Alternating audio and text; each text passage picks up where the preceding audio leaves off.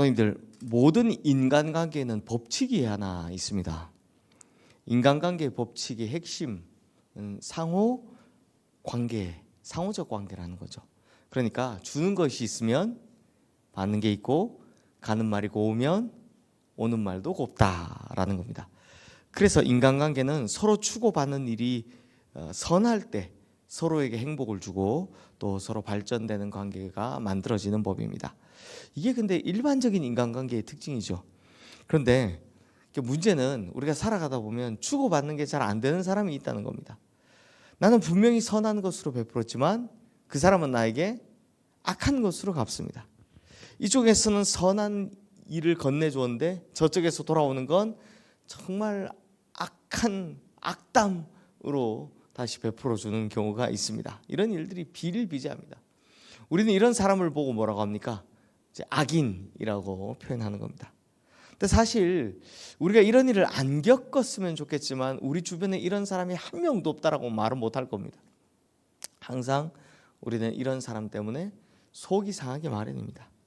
특히나 가까운 사람 중에 이런 사람이 있다면 참 말할 수 없는 아픔을 경험하게 됩니다. 오늘 시편 109편을 지은 다윗도 이 상호 관계성, 관계 상호성이 파괴되었기 때문에 굉장히 괴로워하고 있고 또 그 괴로운 가슴을 하나님 앞에 부여잡고 토로하고 있는데요. 성도님들, 예를 하나 들면 다윗의 일생에서 가장 큰 대적이 누구였을까요? 즉 이 상호 관계성이 파괴된 사람이 누구였을까요? 사울 왕이었습니다. 생각해 보십시오. 사실 사울에게 다윗은요, 그야말로 귀인이나 마찬가지였습니다. 사울이 통치하던 시절 전체를 봐도 다윗만큼 사울 왕국에 큰 공헌을 세운 사람이 없었습니다. 보십시오. 먼저는 블레셋 군대가 쳐들어와서 지금 이스라엘이 망하게 생겼는데 위기에 빠졌을 때 소년이었던 다윗이 딱 나타나서 그 골리앗을 딱 해치워 줌으로 사울 왕도 구하고 이스라엘도 구했습니다. 그렇죠.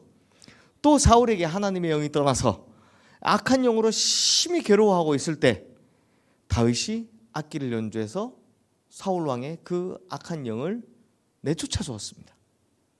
그리고 다윗이 군대 장관이 된 이후에는 다윗이 가는 곳곳마다 모든 민족과 나라들을 다 복속시켜 줬습니다. 그야말로 사울은요, 손 안 대고 코 푸는 격입니다. 야, 이거 사람 하나 잘 들어놨더니 이건 알아서 다 해주는구나. 사울에게 필요한 모든 걸 다윗이 다 해줬으니까요. 즉 다윗은 있는 힘껏 사울에게 선한 일을 해준 겁니다. 하지만 사울이 다윗에게 갚아준 건 뭐였습니까? 무서운 죽음의 칼날이었습니다. 창을 내던졌고요, 칼끝을 겨누었습니다. 관계의 상호성이 완전히 파괴돼 버린 거죠. 그 때문에 다윗은 굉장히 힘들어하고 굉장히 괴로워했던 겁니다. 이런 일을 겪었던 다윗이 이제 예를 하나 든 거고요. 이렇게 관계가 깨져버린 이런 일을 겪었던 다윗이 하나님께 무슨 말을 하느냐? 1절 말씀 우리 함께 읽겠습니다. 내가 찬양하는 하나님이여 잠잠하지 마옵소서. 하나님을 향하여 다윗이 입을 열어 말한 첫 일성이 뭡니까? 잠잠하지 말아주세요 라는 겁니다. 성도님들, 무엇을 향해 잠잠하지 말아달라는 겁니까? 내 원수를 향해서, 내 원수를 향해서 제발 좀 잠잠하지 말아달라라는 탄원인 겁니다. 하나님께서 사울을 향하여 진노의 심판을 허락해 주시고 반드시 그를 심판해달라라는 외침을 하는 겁니다. 즉 하나님께서 가만히 계시니까 사울이 계속해서 나를 괴롭히는 거 아닙니까? 저 원수들이 나를 계속해서 괴롭히는 거 아닙니까? 제발 좀 가만히 계시지 마시고 이제는 뭐라도 좀 조치를 좀 취해 주세요 라고 부르짖는 겁니다. 또한 이 외침은 다윗 자신을 향해서도 가만히 계시지 말아달라는 외침인 거죠. 하나님, 저의 상한 마음도 좀 돌아봐 주시고 답답한 마음도 좀 살펴주시고 저를 향하여서도 위로의 은혜를 좀 허락해 주세요. 잠잠만 계시지 마시고 저 좀 돌아봐 주세요. 좀 도와주세요 라는 겁니다. 즉 다윗은 원수와 자신 이 둘 모두에게 잠잠하지 말아달라고 하나님께 부르짖고 있는 겁니다. 그리고 다윗은 계속해서 기도를 합니다. 우리 4절 말씀 함께 읽겠습니다. 나는 사랑하나 그들은 도리어 나를 대적하니 나는 기도할 뿐이라. 나는 사랑하나 그들은 나를 대적한다. 이 상호 관계성이 완전히 파괴된 것을 설명하는 거죠. 자, 성도님들, 그런데 이럴 때 다윗이 어떻게 했다라는 겁니까? 칼을 들어서 상대방에게 똑같이 겨누는 것이 아니라 뭐 했다? 기도했다라는 겁니다. 방금 보신 4절 말씀의 마지막에는요, 나는 기도할 뿐이라 라는 이 다윗의 말이 우리에게 참 은혜가 됩니다. 뭐만 한다고요? 기도할 뿐이라. 성도님들, 과연 저 상황에서 이렇게 할 수 있을까 하는 생각을 해봅니다. 우리 중에는요, 나를 향해서 악한 말을 한 사람, 상처를 준 사람을 평생 용서하지 못하는 사람도 있습니다. 또 우리 중에는 나에게 이해할 수 없는 못된 짓을 한 사람을 평생토록 저주하며 살아가는 사람도 있습니다. 원수들의 말이나 행동이 평생 가슴에 박혀있고 평생 내리에 새겨져 있기 때문입니다. 그런데 어떻게 다윗은 선을 악으로 갚는 원수를 향해서 기도할 수 있단 말인가요? 그런데요, 이게 속을 좀 더 깊이 들여다보면 다윗이 그를 향해 기도한다고는 했지만 그 기도가요, 예수님처럼 고상한 기도는 아닙니다. 예수님께서 원수를 향해 기도하실 때는 어떻게 하셨습니까? 저들의 죄를 저들에게 돌리지 말아달라고, 저들은 아무것도 모른다고 예수님이 엄청 이렇게 고상하게 기도하셨잖아요. 근데 다윗은요, 예수님처럼 그렇게 수준 높은 사람은 아니었습니다. 그냥 고상한 그런 기도하는 게 아닙니다. 무슨 기도를 하는지 한번 볼까요? 다윗이 하는 기도, 우리 8절에서 10절 말씀 한번 읽어보겠습니다. 충격적입니다. 그의 연수를 짧게 하시며 그의 직분을 타인이 빼앗게 하시며 그의 자녀는 고아가 되고 그의 아내는 과부가 되며 그의 자녀들은 유리하고 구걸하고 그들의 황폐한 집을 떠나 빌어먹게 하소서. 자, 이런 무시무시한 저주가 사실 다윗이 원수를 향해 하나님 앞에 한 기도였습니다. 하나님, 저들을 용서해 주세요, 이런 기도 아니었습니다. 다 읽진 않았지만 그 뒤에는 더 심한 말들 나옵니다. 고리대금 업자 이게 다 뜯겨나가게 하시고 이런 내용들이 나옵니다.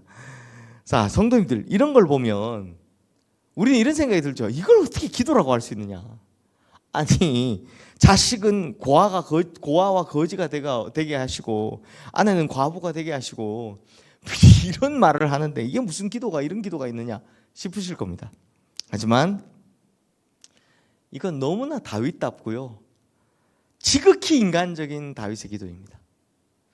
시편 설교할 때 제가 계속 자주 말씀드리지만 이런 말을 사람에게 하면 뭐가 됩니까? 저주가 되고 불평이 되지만 하나님께 말하면 뭐가 된다고요? 기도가 된다고요. 그래서 하나님이 그걸 인정하셔서 시편에 담아둔 겁니다. 사실 성도님들 생각해 보십시오. 시편은 하나님의 말씀입니까? 인간의 기도입니까? 인간의 기도인데 왜 성경에 들어와 있습니까? 그걸 하나님이 인정해 주셨기 때문에 성경에 들어와 있는 겁니다. 지극히 이런 인간적인 기도를 하나님이 받으셨기 때문에 그대로 성경에 들어와 있는 겁니다. 어떤 이는 이런 기도를 한 다윗을 비난할 겁니다. 도대체 이게 무슨 짓이냐, 이렇게 말도 안 되는 소리를 한다. 하지만 하나님을 향해 입을 벌리는 모든 것이 다 기도다라는 겁니다. 오히려 인간에게 불평하는 것보다 진짜 원수를 직접 갚는 것보다 이게 제일 낫다라는 겁니다.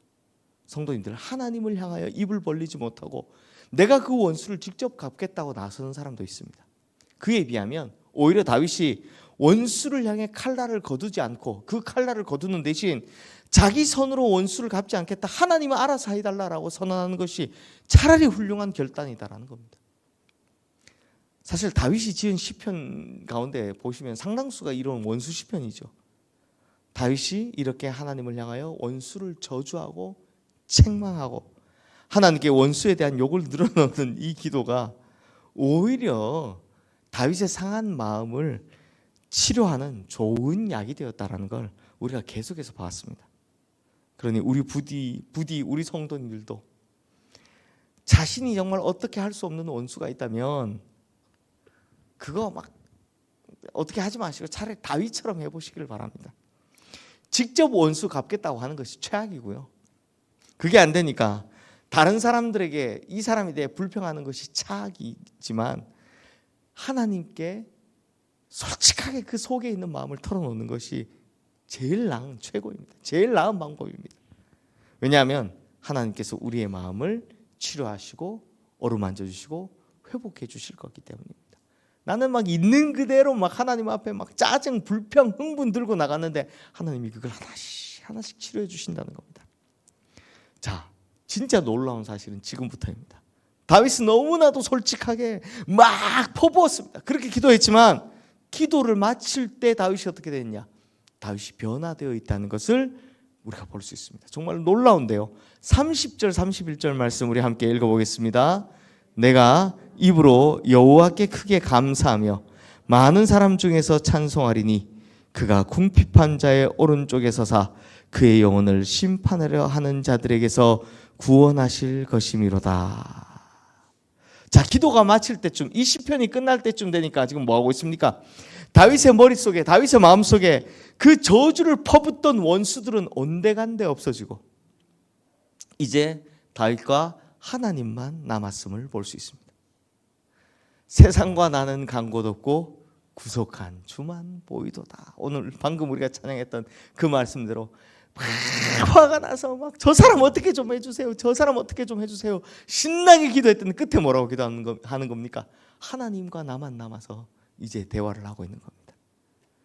이제 하나님을 찬송하고 하나님의 이름을 영화롭게 높이고 있다라는 거죠. 그러니 성도님들, 기도가 처음에는 그럴지 모르지만 자꾸 기도하다 보면 이렇게 놀라운 역사가 일어나게 되는 겁니다. 보십시오. 원수를 저주하는 기도로 시작했지만 기도하면서 원수에 대한 저주는 다 사라져버리고 오로지 하나님과 나의 관계만이 남아있는 이 기도의 아름다운 결말을 우리가 이 시편에서 볼 수 있는 겁니다. 그러니 부디 우리 성도님들에게도 이런 아름다운 기도의 결말이 있으시기를 주님의 이름으로 축원합니다. 그리고 이 상호성을 파괴하는 악한 원수들 때문에 더 이상 괴로워하거나 가슴 아파하지 마시길 바랍니다. 오늘 다윗이 한 그대로 솔직하게 기도하십시오. 그냥 다 퍼부으십시오. 밉다고, 내가 그 사람 정말 용서가 안 된다고 기도하십시오. 하지만 그 기도가 마칠 때쯤에는 오로지 하나님과 나와의 아름다운 관계만 남게 될 줄로 믿습니다. 이 시간 오늘 주신 말씀 기억하며 우리 함께 기도하겠습니다.